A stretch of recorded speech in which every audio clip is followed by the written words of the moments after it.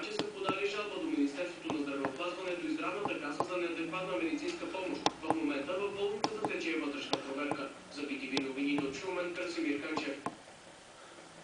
От света гражданската война в Сирия взима нови жертви. Най-малко 11 души са убити и 40 ранени при взрив на кола-бомба с нощи на бензиностанция.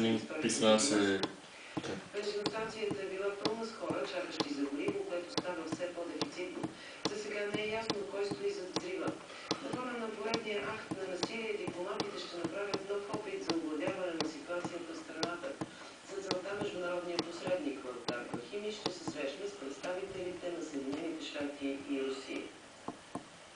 Официална информация за здравето на президента на Венецуела. След появилите се съобщения, че страдащият от онкологично заболяване Луго Чавес е в кома, правителството обяви, че той страда от респираторни проблеми. Венецуела обвини западните медии, че разгръщат психологическа война около здравословното състояние на президента Луго Чавес, за да се опитат да дестабилизират правителството и да попречат на социалистическата революция. Министърът на информацията отправи обвинение в телевизионно изказване, в което заяви, че Чавес е получил осложнение от тежка кръвотропна инфекция, която е причинила дихателна недостатъчност. Съединените щати в първия учебен ден след многогодишната ваканция редица училища в американския щат Ню Джерси обсъмнаха с въоръжена полицейска охрана.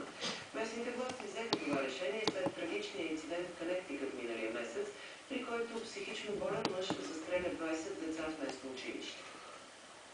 Грачето Марлбъро в Ню Джерси, всеки дете, учител или посетител вече минава през строгия поглед на въоръжен полицай на влизане и излизане от училище.